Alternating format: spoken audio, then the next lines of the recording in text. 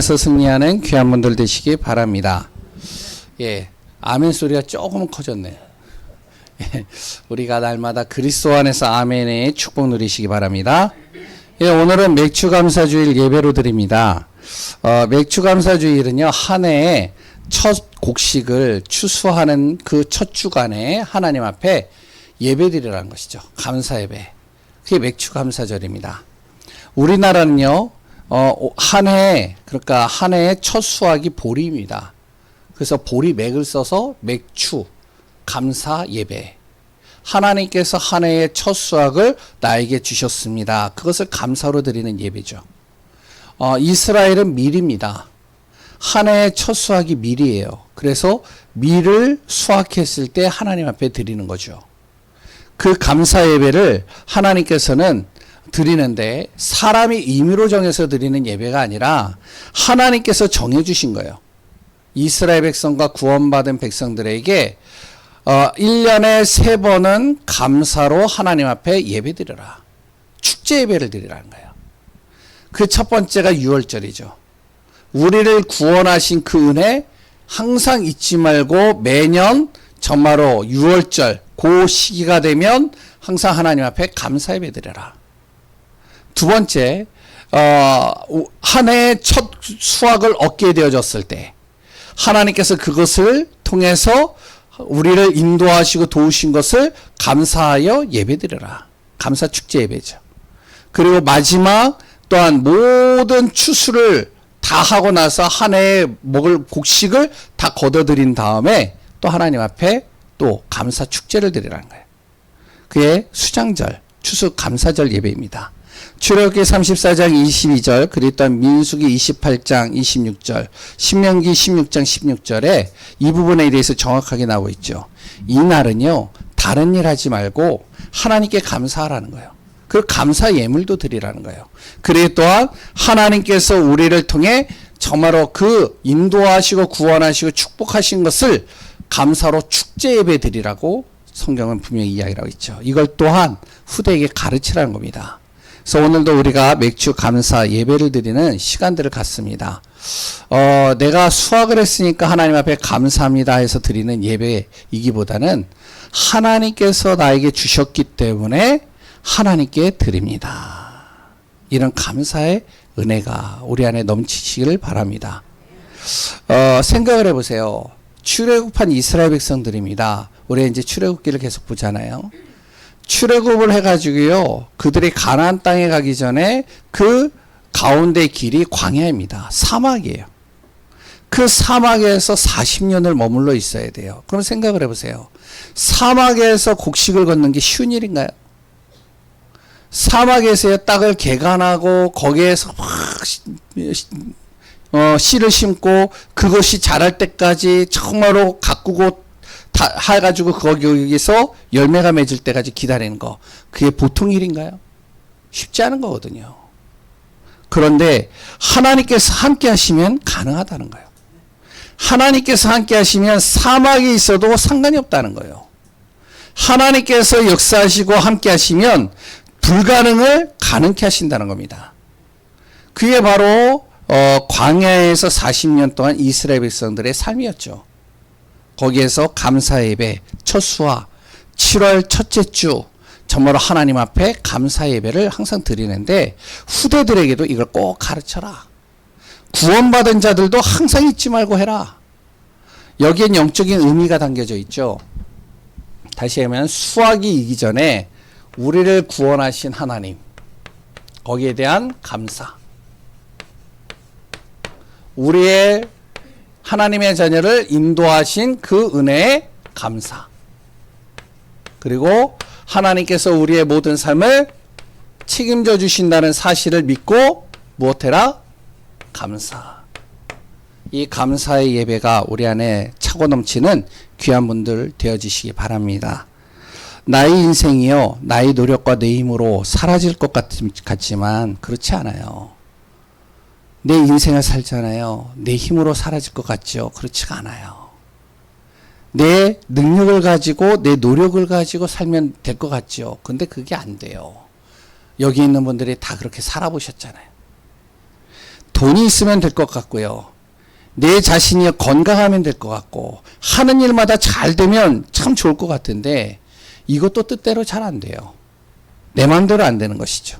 되는 것 같아 보여도 잠깐입니다. 또 어느 순간 보면 문제에 빠지고 생각지도 못한 사건 사고에 휘말리고 그랬던 여러 가지 어려움들이 계속 몰려오는 겁니다. 쉽지가 않은 일이에요. 인생을 사는 게요. 지난주 금요일 날이요. 예배를 마치고 이제 집으로 돌아가는데요. 이제 돌아가는데 쭉 가고 있는데 차로 가요. 꽉 막혔어요. 왜 막혔을까? 생각을 해본 거예요. 왜냐면은 토요일 날 의정부 그 체육관에서 무엇을 하면 싸이 흠뻑 쇼를 했어요. 그래서 싸이를 보려고 오는 사람들이 몰려드는 거예요. 아, 이것 때문에 금요일부터 막히나? 아, 그리고 여러 가지 생각을 했어요. 그런데 좀 지나고 보니까요. 사고가 난 거예요. 사중 추돌 사고가 나가지고 모든 차로를 다 막아버렸어요.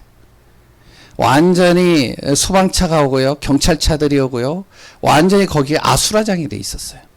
아, 생각해 보세요. 제가 금요기도에 조금 일찍 끝나가지고 몇 분 좀 빨리 갔으면 그 자리에 제가 있을지도 몰라요. 그건 사람의 일이라는 건 아무도 모르는 거죠. 우리가 내 힘으로 내 방법으로 내 생각대로 살아가면 너무 좋겠는데 그게 뜻대로 안 되잖아요. 어느 한순간 어떤 일들 속에서 사고를 당하고 사건을 만나고 문제를 만나고 그런 여러 가지 힘든 일들이 우리 안에서 계속 오는 겁니다. 사람이요. 태어나는 순간부터 뭐라고요? 고통의 시작이에요. 우리 아기들이 태어나잖아요. 그 아기들이 응애 하고 울잖아요. 그때서부터 이 아이는 고통의 시작인 겁니다. 살면 살수록 무엇이 따라오죠? 어려움과 힘든 시간들이 계속 오는 겁니다. 아, 생각해 보세요. 딴난 아기를요, 엄마가 밥을 이렇게 먹여주고 먹여줬는데 어느 순간부터 먹여주질 않아요. 고통입니다. 자기가 먹어야 되니까. 얼마나 힘들겠어요. 안 그래요? 또 좀 잘하니까 또 어떻게 해요? 또 이제는 책을 항상 읽어줬는데 이제 책을 안 읽어줘요. 자기가 또 그 책을 읽어야 돼요. 얼마나 힘들겠어요. 그걸 또 뛰어넘어야 돼요. 걸음마를 뛰어넘어야 되고 글을 뛰어넘어야 되고 사회생활을 뛰어넘어야 되고 직장에 들어가기 위해서 정말 몸부림치고 그 경쟁에서 또 이겨나가야 되고 그런데 그것만인가요? 사는데 또 왜 그렇게 문제들이 많이 와요? 어려움들이 많이 와요. 사는 자체가요 고통의 여정입니다. 힘든 여정인 거예요. 그럼 사람이 죽으면 끝나나요? 또 그렇지 않아요. 사람이 죽으면 고통이 끝날 것 같지만 절대 그렇지가 않습니다. 죽음 이후에 또 무엇이 기다리냐? 영원한 고통이 또 기다려요. 그 고통의 연속입니다. 태어나는 그 순간부터 내가 죽음 이후까지도 계속 내 안에 고통과 어려움과 문제와 여러 가지 일들이 내 안에 끊임없이 떨어지지 않고 따라오는 겁니다. 그럼 원래 인간이 이렇게 살아야 되는 건가요? 절대 그렇지 않습니다. 성경은 그렇게 얘기 안 하고 있지 않아요. 그러면 나의 고통과 나의 문제, 나에게 오는 이런 어려움들을 어떻게 해결해야 될까요? 해결하는 방법은 뭘까요? 그 해결할 방법이 하나가 있죠. 그게 바로 성경에 정확하게 나와 있습니다. 뭐라고요? 구원의 길. 성경은 이것을 이야기하고 있습니다. 창세기부터 계시록에 이르기까지 정말로 인생의 많은 어려움과 고통과 문제를 해결할 수 있는 길이 있다. 그래 또한 내가 정말로 저주와 재앙과 나와 상관없이 오는 그 문제를 이길 수 있는 그 해결책이 있다. 그 해결책에 구원의 길이 있는데 그것을 성경에서는 이렇게 얘기를 하고 있습니다. 첫 번째, 원래 사람. 어떠한 존재냐? 창세기 1장 27절 28절에 뭐라고요? 원래 사람은 하나님의 형상으로 창조됐습니다. 하나님께서 창조하셨다는 거예요. 우연히 태어난 게 아닙니다. 하나님이 나를 창조하신 거예요. 나를 만드신 거예요. 하나님께서 나를 만드시고 무엇을요? 복받는 존재로 만드신 겁니다. 그래서 나는 복받는 존재예요. 여기 계시는 분들 어떤 존재라고요? 복받는 존재입니다. 축복받는 존재로 하나님이 만드셨어요. 그런데 왜 나에게 복이 안 올까요? 왜 하는 일마다 안 될까요?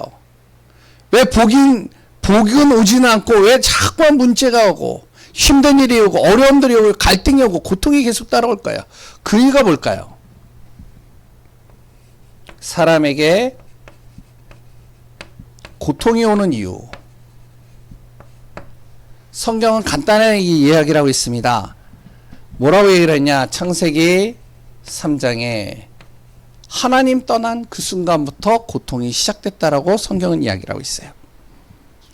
끝없는 문제, 고통, 어려움, 정신적인 여러 가지 육신적인 그 문제 속에서 자꾸 눌리고 힘든 모든 것들 하나님 떠났기 때문에, 다시 얘기를 하면 하나님 없이 내 힘으로 내 노력으로 내 생각으로 살려고 시작하는 그 순간부터 고통은 시작되는 거예요.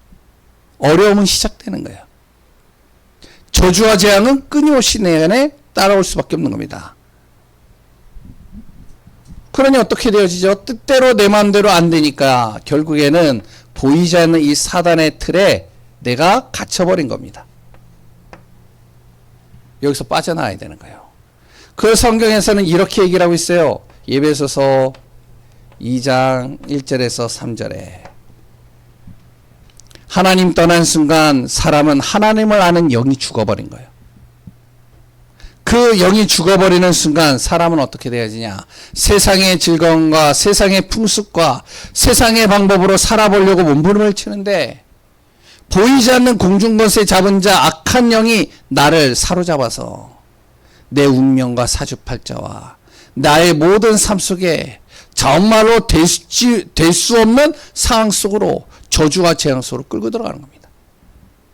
생각도 마음도 자꾸만 눌리게 만들고 병들게 만들고 무너지게 만드는 거예요. 그래서 안 되는 겁니다. 그래서 복받는 존재가 복을 못 받는 거예요. 복받는 존재로 창조되어지고 정복할 존재로 창조되고 모든 것을 누릴 존재로 창조되어졌는데 누리기는커녕 눌리고 시달리고 거기에 염려와 걱정과 근심 속에 완전히 빠져버리고 재앙은 끊임없이 오게 되는 겁니다. 여기에 빠져버렸어요. 아무리 몸부림을 쳐도요 나올 수가 없는 거예요.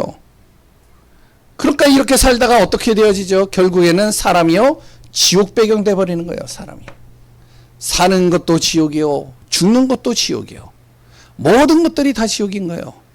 지금 이런 삶을 내 자녀가 살고 있다고 생각해 보세요. 이런 삶을 내 주위에 있는 사람이 살고 있다고 생각해 보세요. 어떻겠어요? 겉으로는 포장을 해가지고 정말로 괜찮아 보이는 것 같은데 그 속은 다 썩어 문드러져 있어요. 힘들죠?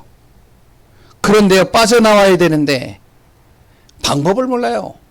사람들이요. 그리고 또한 나를 속이는 사단의 존재가 있다는 사실조차도 모릅니다. 그러면서 이제 거기에서 완전히 어떻게 되어지냐? 무너지는 것이죠. 해결해야 되잖아요.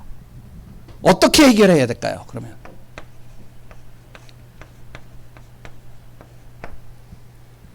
성경에 정확하게 나와 있습니다. 해결하는 유일한 길. 하나님이요 많은 길을 주시면 참 좋겠지만 하나님께서 딱 한 길을 주신 겁니다. 그게 뭐라고요? 바로 예수 그리스도입니다. 예수 그리스도는요 하나님 만나는 길이 되시는 거예요. 예수 그리스도는요 우리의 죄와 재앙과 고통에서 나를 자유케 하시는 분이십니다. 예수 그리스도는요 보이지 않는 사단의 권세를 꺾는 이름이에요. 나에게 죄와 저주 재앙과 고통과 문제를 가져다주는 흑암의 권세를 꺾는 이름이 바로 예수 그리스도입니다. 그 예수 그리스도 이름을 내 마음에 믿고 영접하면 나는 모든 죄와 저주와 재앙에서 구원받는 하나님의 자녀가 되는 거예요. 모든 만물을 창조하시고 우리를 만드신 하나님께서요 바로 예수 그리스도라는 이 이름으로 유일한 우리에게 모든 고통과 저주에서 빠져나올 수 있는 구원의 길을 허락하신 겁니다. 이것을 전하는 것이 무엇이라고요?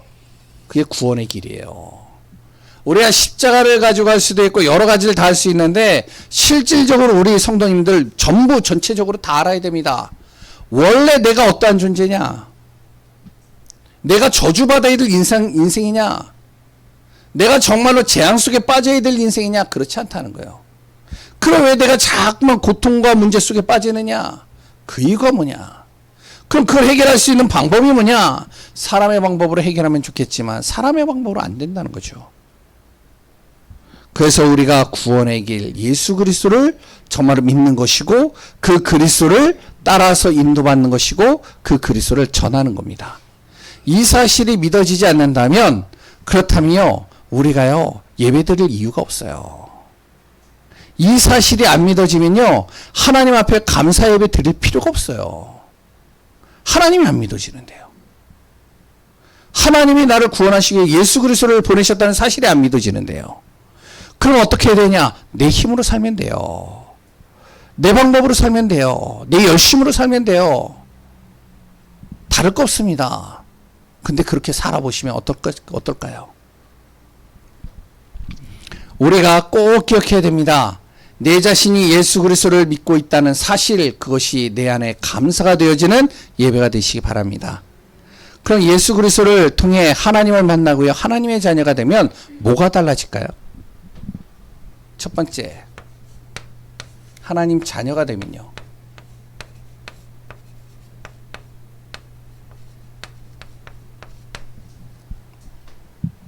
세 가지 문제에서 자유함을 얻습니다.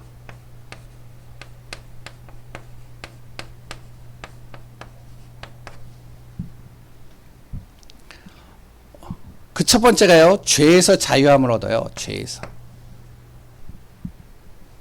예수 그리스도를 믿는 순간 내 안에 죄에서 자유함을 얻어요.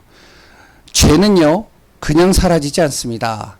죄는요 반드시 대가를 치러야 되는 거예요. 죄를 지으면요 상대가 용서하지 않으면 사라지지 않는 거예요. 죄는요 지은 만큼 죄값을 받아야 됩니다. 자그마한 죄라도요, 잘못을 해도요 그 죄를, 그 잘못을 상대방이 용서하지 않았는데 스스로가 용서받을 수 없어요. 그것을 스스로 없애버릴 수가 없다니까요. 대가를 반드시 치러야 되는 겁니다. 그런데 그 죄가 내가 지은 죄만 있는 게 아니에요. 어떠한 죄가 있느냐? 가문으로부터 내려오는 우상으로 섬김으로 인해서 오는 죄가 있습니다. 우상으로 인해서 오는 나에게 말 못할 죄가 있다. 이 죄로 인해서 당하는 고통이 있다니까요. 이 우상으로 섬긴 이 죄 문제 해결하지 않으면 나도 모르게 나에게 계속 고통이 오는 거예요. 착하게 살고 바르게 살고 열심히 살고 최선을 다했는데 안 되는 삶. 우상으로부터 내려오는 가문의 문제입니다. 이거 대가 치러야 돼요. 이거 해결해야 돼요. 제가 저번에도 말씀드렸잖아요. 아니 얼굴은 번지를 하고 괜찮은데 사람도 참 좋은데 어떠냐? 역마살 끼어가지고요 한 군데 못 있어요. 머리도 똑똑해요. 집안이 거의 다 서울대생들, 서울대 출신들이에요. 근데 역마살이 꼈어요. 한 군데 그대로 있지를 못해요. 왜 그러냐? 집안이 그래요. 집안이. 우상 숭배로 인해서 오는 그 죄 문제는 가문으로부터는 영적인 대물림은요 그대로 옵니다. 이건요 내 힘으로 해결할 수 있는 게 아니에요. 두 번째는요, 하나님 떠나 하나님 모르는 죄요. 이걸 원죄라고 그러는데요, 이것도 내 힘으로 해결할 수 있는 게 아닙니다. 이것은요 내가 대가를 치를 수 없는 거죠. 죽음으로도 대가를 치를 수 없는 거예요. 이 죄를 예수 그리스도께서 십자가에서 원죄, 자범죄, 그랬던 우상으로부터 온 모든 죄, 이걸 완전히 해결하시고 날 자유케 하셨다는 거예요. 그래서 나는요 예수 그리스도를 믿는 순간 죄에서 자유함을 얻는 거예요. 두 번째는요, 이 죄를 가져다 주는 존재가 있습니다. 그게 사단입니다. 사단으로부터 내가 자유함을 얻어요. 하나님의 자녀가 되는 순간이요. 죄를 짓게 나를 속이고요 우리를 재앙으로 끌고 가는 이 존재, 그게 사단인데요. 요한일서 3장 8절에 뭐라 하냐? 바로 예수 그리스도께서 오신 이유는 마귀를 멸하기 위해 오셨다. 내 자녀를 망하게 하고 내 가문을 망하게 하고 나를 망하게 하는 이 사단의 권세를 완전히 멸하시기 위해서 예수 그리스도께서 오셨다는 거예요. 그래서 예수 그리스도를 통해서 내가 하나님의 자녀가 되면 사단으로부터, 사단의 속임수로부터 내가 자유함을 얻습니다. 세 번째는요, 내가요 지옥과 같은 삶에서 빠져나오는 거예요. 여기서 자유함을 얻습니다. 죽어서 가는 지옥만 지옥이 있는 게 아니에요. 삶에도 지옥은요 깔려 있습니다. 사는 게 지옥인 사람들이 많아요. 그 지옥과 같은 삶에서 내가 빠져나오는 길, 그게 뭐죠? 예수 그리스도를 믿고 하나님의 자녀가 되는 순간 여기서 자유함을 얻어요. 그래서 우리가 하나님, 예수 그리스도 믿는 거고요, 하나님 자녀 되는 겁니다. 두 번째, 자유함을 얻는 것으로만 끝나지 않습니다. 나에게 또 무엇이 오느냐? 세 가지 복이 와요.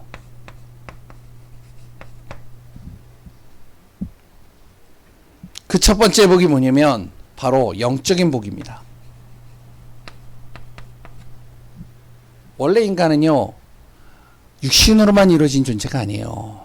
영적으로 이루어진 존재입니다. 그래서 사람만 하나님 만날 수 있고요, 사람만 예배 드릴 수 있고요, 사람만 정말로 하나님 앞에 기도할 수 있는 거예요. 제가 죄송한데 이제 매주마다 우리 이제 집사님 미용실을 가요. 미용실에 가면요 거기에 고양이가 있어요. 제가 고양이하고 개를 싫어하거든요. 아니, 고양이 개를 싫어하는 게 아니라 하여튼 애완동물은 다 싫어요. 그런데요 맨 처음에 갔는데 와 진짜 앉아있기도 힘들어요. 그런데 이게요 한 번 보고 두 번 보고 세 번 보고 지금 몇 년이에요. 지금 몇 년째 갔는데 그런데 이게 부담스럽지가 않아요 이제는. 그런데 그 고양이들이요 한 마리 있는, 몇 마리 있는데 되게 예뻐요. 생김새도 달라요. 또 이렇게 보면 볼수록 어떨 땐 또 귀여워요. 만져보기는 좀 힘든데 아직까지는. 근데 괜찮아요. 근데요 그 고양이가요 지사님들하고 예배 드리는데 예배를 드리면 그 고양이들이 알아들을 수 있느냐? 못 알아듣습니다. 왜? 하나님께서의 사람만 영적인 존재로 창조했어요. 근데 하나님 떠나는 순간 영이 죽어버린 거예요. 영이 죽으니까요 사단이라는 존재가 안 보이는 거예요. 나에게 재앙을 주는 이 존재가 안 보인다니까요. 내가 구원받고 하나님의 자녀가 되는 순간 내 안에 영적인 복이 주어지는데요 사단의 정체가 보입니다. 이게 지금 흑암이 하는 짓이구나, 이게 보인다니까요. 이게 마귀 짓이구나, 이게 보인다니까요. 그랬다, 이게 하나님께서 역사하시는, 이게 보인다니까요. 영적인 복입니다. 하나님이 믿어지는 복, 하나님과 함께하는 비밀을 누려지는 복. 두 번째는요 삶의 복이 따라와요. 하나님의 자녀가 되는 순간요 내가요 정말로 이 삶의 복이 따라오는데 그 복은요 이루 말할 수 없습니다. 어떤 사람들은요 1,000만 원을 벌어도 여유가 없는 사람이 있어요. 1,000만 원을 벌어도요 만족이 없는 사람이 있습니다. 1,000만 원을 벌어도 힘들대요. 너무 지친대요. 쓸 게 없대요. 어떤 사람은요 또 몸이 건강한데도 감사가 없어요. 항상 불만, 불평, 불안이 가득합니다. 건강한데. 그러니까 삶에 기쁨도 없고요 행복도 없는 거예요. 삶이요 정말 만족이 없습니다. 그런데 영적인 복이 누려지고 하나님 자녀가 되는데요 이 하나님의 자녀가 된 사람들은요 내게 아무것도 없어도 삶에 감사가 돼요. 여유가 생겨요. 기쁨이 있어요. 은혜가 있어요. 다르잖아요. 어떤 사람은 1,000만 원, 2,000만, 5,000만 원을 가져도 삶에 여유가 없고 기쁨이 없는데 어떤 사람은요 진짜로 아무것도 없는데도 여유가 있고 기쁨이 있고 감사가 있고 그래 행복이 있는 거예요. 왜 그런지 아세요? 하나님 떠나는 순간요 흑암에 사로잡히면 그렇습니다. 생각이 마음이 잡혀버리면요 여유가 없어져요. 불안해요. 염려가 돼요. 근심이 돼요. 세상의 즐거움을 가지고 좀 즐거움을 가지고 살아보는 것 같은데 시간 지나면 또 허무해집니다. 어제 우리 그 의정부 체육관 그쪽에요. 싸이 흠뻑 쇼를 했는데 6시부터 10시까지 했어요. 완전히 그냥 난리 법석이에요. 완전히 흥분의 도가니에요. 막 들어가 보지는 못했어요. 근데 밖에서 들리는 소리가 있잖아요. 저희 아파트가 좀 고층이면 보였을 텐데 아무리 이렇게 돌아다녀도 한 군데도 보여주질 않더라고요. 다 막아버렸더라고요. 다. 근데 거기서 들리는 함성 대단해요. 대단해. 근데요, 그 사람들 흥분하고 열정을 가지고 막 거기서요 춤추고 노래하고 했는데 끝나고 나면 어떤지 알아요? 허무해집니다. 세상의 즐거움이 그래요. 세상의 기쁨이 그렇습니다. 잠깐에 내가 만족이 있어요. 성공해가지고 너무 좋은데 어느 날 봤더니 그 성공의 자리에서 내가 내려온 다음에 허무해지는 거예요. 근데 어떤 사람은요, 아무것도 없어도 감사가 돼요. 여유가 있어요. 기쁨이 돼요. 왠지 아세요?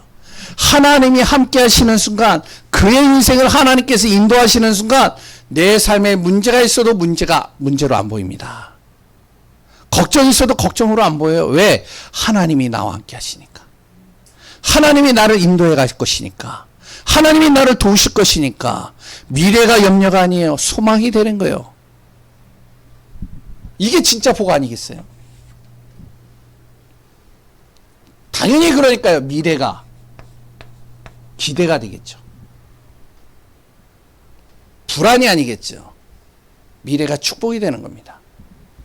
또한 하나님의 자녀가 되면요, 내 신분이 달라집니다. 하나님의 자녀된 신분으로 바뀌는 거예요. 자녀에게는요, 또 뭐가 있는지 아세요? 권세가 있잖아요. 제 자녀들하고 이게 이제 청소년 시기는 다 그런가 봐요. 저만 그런가요? 자녀들하고 너무 자주 싸워요. 왜냐면 내가 가지고 있는 기준이 있고 아이들이 가지고 있는 기준이 있잖아요. 근데 그거를 이제 같이 이렇게 좀 보면 되는데 서로가 양보를 안 한다. 그러면 싸우잖아요. 근데 중요한 건 뭐냐? 그렇게 싸우고도 하루 지나면은 나한테 요구를 해요. 이게 뭐죠? 자녀의 권세예요. 그렇게 안 볼 것처럼 막 하면서도 또 시간이 지나면 또 나에게 부탁을 하고 요구를 하고 뭘 막 이렇게 당연한 듯이 막 달라고 막 해요. 우리가요, 아셔야 됩니다. 하나님 자녀가 되면요, 나에게 주어지는 자녀된 권세가 있어요. 근데 이게 안 믿어지잖아요? 사용 못 합니다. 이걸 누리지 못해요. 쓰지를 못해요.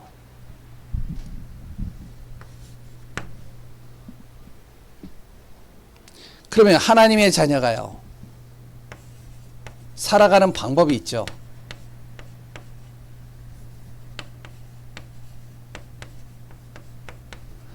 내가 세 가지에서 자유함을 얻고 복을 받고 그랬던 신분과 권세가 바뀌었다면 이제부터 나는요, 어떻게 하면 되느냐? 하나님의 말씀을 믿고 맡기면 됩니다. 계속 제가 말씀드리는 거죠. 이게 하나님의 자녀가 살아가는 방법이에요. 다른 거 없어요. 하나님의 말씀을 믿고요, 맡기면 되는 거예요. 이걸 뭐라고 하냐? 이걸 성령 안에 거하는 삶이라고 합니다. 맥추감사절은요, 내가 성령 안에 거할 때마다 하나님이 나를 인도해 주시겠다는 거예요. 나를 도우시겠다는 거예요. 나를 축복으로 이끌어 가시겠다는 거예요. 이 사실에 감사의 예배를 드리라는 겁니다. 생각해 보세요. 아까도 얘기했잖아요. 출애굽한 이스라엘 백성들이요, 하나님의 안에 거해 있으면 광야에서 살아남는 겁니다. 광야에서도 곡식을 거둘 수 있는 거예요. 삶에서 승리하는 겁니다. 초대교회 성도들을 보세요. 초대교회 성도들은요, 아무것도 할 수 있는 게 없어요. 왜냐? 예수 믿는다는 이유만으로 사회로부터 단절된 겁니다. 예수 믿는다는 이유만으로 발견만 되면은 잡아서 감옥에 가두는 거예요. 그러니까 자녀 교육도 못 시켜요. 할 수 있는 게 아무것도 없어요. 그 당시에는. 능력이 없어서 못하는 게 아니에요. 능력은 있는데 할 수 있도록 만들어주지 않습니다. 세상의 시스템이요. 세상이 볼 때는요, 어떻게 보면 별 볼 일 없어 보이는 것 같죠. 초라해 보이죠. 그런데 초대교회 성도들이요, 성령 안에 거하는 순간 완전히 달라지는 거예요. 성령 안에서 믿고 맡기니까요, 말씀대로 믿고 맡기니까 어떻게 되어지냐. 초대교회 성도들이 가만히 기도만 하고 있는데도 성령이 역사해버리고요. 자기들이 해결할 수 없는 도저히 불가능한 일을 하나님께서 응답의 문들을 열어버리시고요. 증거를 주시는 거예요. 그게 사도행전 2장이거든요.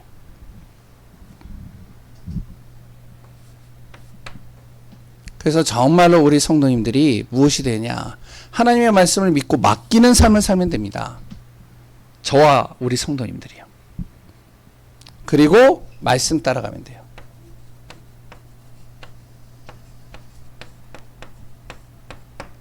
말씀 따라가는 삶을 바로 성령 인도라고 그럽니다.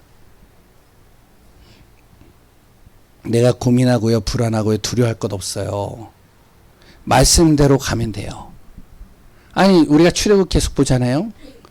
출애굽기를 보니까 뭐라고 그래요? 이스라엘 백성들에게요, 말씀대로 행하래잖아요. 말씀대로 피 발라라. 피 바르잖아요. 그러니까 빠져나오는 거예요. 말씀대로 어떻게 해요? 음식을 남기지 말고 다 먹고, 그리고 남은 음식은 다 태워버려라. 그대로 하면 돼요. 너희가 이제 내일이면 출애굽을 할 거니까 신발을 신고 허리를 동여라. 말씀으로 주셨잖아요. 모세를 통해. 말씀대로 행하니까 그 날 아침에 준비할 필요도 없이 다 준비가 되어져 있는 상태에서 나가게 되는 거잖아요. 내일 우박이 내릴 것이다. 그러니까 절대 집 밖으로 나가지 마라. 안 나가면 되잖아요. 근데 나가니까 어떻게 되어지죠? 그럼 죽는 거예요. 이스라엘 백성들의 출애굽을 하고 나서 계속 무엇을 하면 성령의 인도받는 방법이 다른 게 없습니다. 하나님이 주시는 말씀대로 가면 되는 거예요. 말씀 따라가면 되는 거예요. 말씀이 내 안에서 확신이 없다. 그러면 안 가면 되는 거예요. 멈추면 되는 거예요. 기다리면 되는 거예요. 그게 성령 인도입니다. 그러면 내가 할 일은 뭐죠? 항상 감사가 되는 거죠. 하나님께 항상 감사합니다.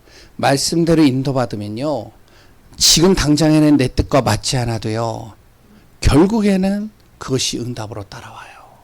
감사할 수밖에 없어요. 하나님이 하실 것에 대해서 미리 감사하는 삶이 우리 안에서 누려지시기 바랍니다. 감사도요, 내 수준만큼 감사하지 마세요. 하나님께서 역사하실 것을 믿고 감사해 보세요. 달라지는 겁니다. 맥추감사절은요, 출애굽한 이스라엘 백성들의 생각을 초월한 광야에서 하나님께서 곡식을 수확해 하시는 그 부분에 대해서 감사하라는 겁니다. 우리의 생각을 초월해 버린다니까요. 초대교회 성도들도 마찬가지죠. 아까 얘기했잖아요. 아무것도 할 수 없는 상황이에요. 근데 성령께서 역사해 버리니까요, 그들이 가지고 있는 고민들 단번에 해결해 버리셨습니다. 어떻게 해결했는지 아세요? 자녀 교육도 안 되죠. 경제도 안 되죠. 그러니까 교회 운영도 안 되죠. 그런데 이제 먹고는 살아야 되겠죠. 힘들죠. 그렇다고 나가서 일을 하자니 예수 믿는 사람들 일도 안 시키죠. 고민이 여간 고민이 있는 게 아니에요. 근심이 되는 거예요. 그러니까 어떻게 해요? 있는 거 가지고 아껴야 되는 거예요. 지금 요거밖에 없는데 요거 가지고선 아껴가지고 막 쓰는 겁니다. 근데 성령 안에 있는 사람들은요, 이 초대교회 성도들이요, 하나님을 믿고 성령 안에 맡기고 믿고 기도하고 인도받는데 어떤 일을 하냐? 성령께서 역사해 버리니까요, 오순절 마가다락 오순절 날에 예루살렘에 많은 엘리트들이 모여가지고 예배를 드리는데, 이 사람들이 마가다락방이라는 자그마한 곳에 예수 믿는 사람들이 모여서 예배 드리고 있는 그 장소예요. 그 사람들이 때로 몰려서 오는 겁니다. 왜냐하면 이들이 성령 안에서 기도하고 있는데요, 이 기도하는 소리가 예루살렘에 있는 성에까지 들리는 거예요. 이들이 무슨 소린가 해가지고 와가지고 그쪽으로 찾아온 겁니다. 그 사람들이 인원이 몇 명이냐? 3,000명이 나온 거예요. 아니, 생각해보세요. 우리가 나가가지고 전도할 때요, 한 명 전도하기도 힘든데 하나님께서 몰아가지고 3,000명을 보내버리신 거예요. 그 순간 베드로가 나와가지고요, 예수 그리스도를 전하는데 그 3,000명이 그냥 온 것이 아니라 그 자리에서 무릎 꿇고 예수님을 믿기 시작하는 거예요. 그들이 하나님 앞에 헌금하기 시작하는 거예요. 예루살렘에 헌금해야 될 그 돈을 어디에다가요? 마가다락방에 가지고 헌금을 다 해버린 겁니다. 생각해 보세요. 초대교회 성도들이 가지고 있던 고민이 단번에 다 해결돼 버렸어요. 하나님의 역사는요, 우리의 상상을 초월합니다. 그래서 나의 수준이 아니라 하나님의 수준으로, 하나님이 하시는 응답을 미리 내가 기도하면서 하나하나 인도받는 귀한 분들 되시기 바랍니다. 이것이 하나님의 자녀가 살아가는 방법이에요. 하나님은요, 결코 실수하는 법이 없습니다. 반드시 하나님은 응답하십니다. 인도해 가셔요. 지금까지도 예배드리고 살아왔잖아요. 그래서 오늘 맥주감사 예배, 성령 안에 거하는 삶입니다. 하나님의 자녀가 되면 이것이 우리에게 축복이 따라옵니다. 내가 사는 방법 맡기는 거예요. 믿고 고민할 필요가 없어요. 그리고 말씀 따라서 인도받으면 돼요. 그리고선 감사하는 겁니다. 미리 하나님 앞에 감사하는. 하나님은 반드시 우리를 통해서 하실 일이 있습니다. 나를 하나님의 자녀로 삼으시고 하나님께서 나에게 정말로 필요를 채우시고 이끌어 가시는 이유, 거기에 따른 분명한 하나님이 나를 통해서 하시고자 하는 일이 있는데, 그 일이 뭐냐? 나를 복음의 파수꾼으로 세우기를 원하신다는 겁니다. 무슨 말이냐? 복음이면 되는데, 복음이 들어가면 정말로 모든 재앙이 떠나가는데, 복음이 들어가면 정말로 그 영혼이 구원받는데, 복음이 들어가면 흑암이 꺾이는데, 이 복음을 지키는 한 사람, 우리 가정에 나는 복음을 지키는 한 사람, 그것이 나에게 하나님이 주신 사명입니다. 그리고 내 지역에 복음을 지키는 한 사람. 그래서 우리 권사님들 중에 몇 분들이, 우리 중직자 중에 몇 분들이요, 그 지역을요, 소리 소문 없이 돌아요. 자기 현장을요. 소리 소문 없이 그 현장을 계속 돌고요, 기도하고요. 그 복음을요, 거기에서 선포하고요, 기도하고요. 여기에 하나님의 나라가 이루어지기를 계속 돌면서 인도받습니다. 어떤 분들은 가정에서요, 혼자 예수 믿는 사람들이 가정에서 이 가정을 복음으로 지키는 거예요. 하나님이 주신 사명이죠. 두 번째, 복음 전달자입니다. 우리가 복음 전하지 않으면요, 복음은 끊어집니다. 그래서 하나님은 우리를 복음 전달자로 살아가기를 원하십니다. 결국에는 나를 복음의 승리자로 하나님께서 나를 세우시고 인도해 가십니다. 어떠한 승리자요? 흑암의 문화와 재앙, 사단의 권세에서 나를 하나님의 나라를 이룰 승리자로 하나님이 나를 세우셨다는 사실을 우리가 항상 잊지 말고 기억하는 귀한 분들 되시기 바랍니다. 그냥 감사가 아닙니다. 그냥 단순하게 우리가 감사하고 감사한금 몇 푼 하고 그거 끝나는 감사가 아니에요. 우리가 맥주 감사절을 다시 한번 생각해야 됩니다. 진짜 하나님의 자녀가 살아가는 방법이 뭔가? 나는 어떻게 살아야 될 것인가? 나는 어떻게 인도받을 것이냐? 정말로 오늘 말씀을 통해서 날마다 주의 말씀을 믿고 맡기고 말씀 따라서 그 안에서 참된 감사가 되어지고 인도받는 귀한 분들 되시기 바랍니다. 데살로니가전서 5장 16절에서 18절 그 말씀 구절 같이 한번 보고 우리 기도하고 제가 기도하도록 하겠습니다. 우리 데살로니가전서 5장 16절에서 18절 한번 찾아보시기 바랍니다. 다 아시죠?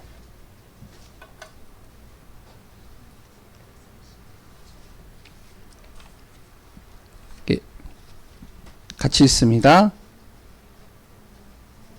항상 기뻐하라, 쉬지 말고 기도하라, 범사에 감사하라. 이는 그리스도 예수 안에서 너희를 향하신 하나님의 뜻이니라. 참된 감사의 비밀이 누려지는 귀한 분들 되시기 바랍니다. 하나님 감사합니다. 하나님의 은혜 속에서 구원받은 것 감사드립니다. 우리를 성령 안에 거하게 하시고 성령의 인도를 따라가는 귀한 분들 되게 하여 주옵소서. 우리의 걸음걸음, 우리의 모든 삶이 하나님의 정확한 인도 속에서 응답받기를 소원합니다. 진정으로 날마다 우리의 모든 것을 지키시고 다스리시고 역사하시는 주님을 찬양하며 살아계신 예수 그리스도의 이름으로 기도합니다. 아멘.